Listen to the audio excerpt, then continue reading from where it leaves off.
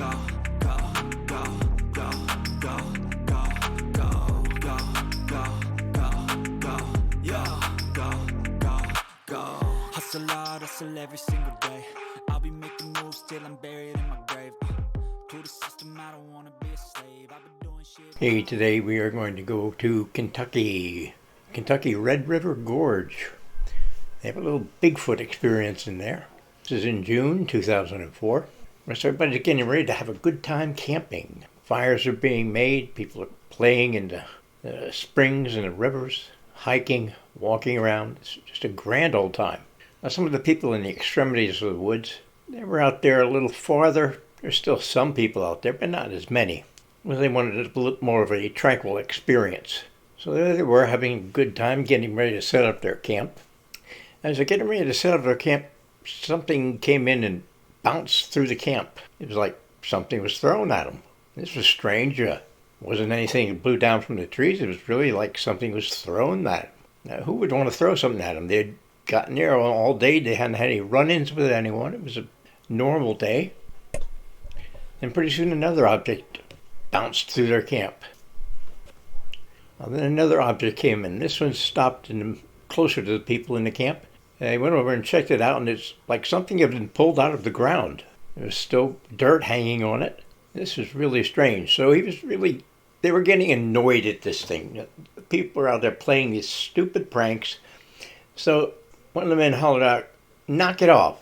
Quit messing around. This is not funny." No one replied back. About several minutes later, there was low growls.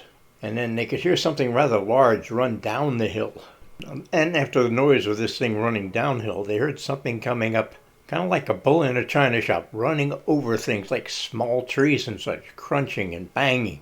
Now this came up to about 50 feet away from their camp, and it stopped. They couldn't see anything, but they knew something was strange. Something wasn't right there. Then they gradually got an appearance of something. They couldn't quite make it out what it was, but they could see there was a large figure.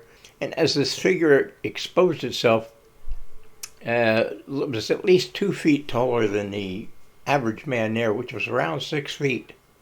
Rather tall, broad shoulders. The fur extremely dark. Of course, it was in the woods, so it was a little hard to tell, but at least seemed like dark brown, maybe black, but unbelievable sight. This thing moved from tree to tree, and finally went through a big tree and back toward the denser part of the woods away from their camp, which made them feel quite lucky. Now, Bigfoot hunters have been out throughout the woods up there. They've taken many Bigfoot tracks and made casts of them. They have over 400 potential sightings of Bigfoot there. The people that experienced this at their camp, they say there's not a day goes by that they don't think about this. It's something you'll never forget. They'll never explain, but they'll never, ever forget. I was wondering, do you think it's possible that this Bigfoot was trying to just establish connection? It did things that were irritating, came close, but did not come in and threaten really. Could it be that this Bigfoot was just trying to establish communication?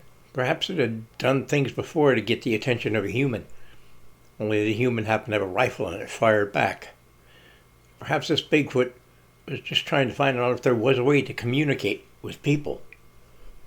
I wonder. Thanks very much for listening. Please like, subscribe, share with like-minded friends.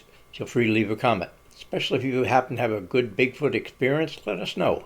Okay, thank you very much. Take care, everybody. Bye for now.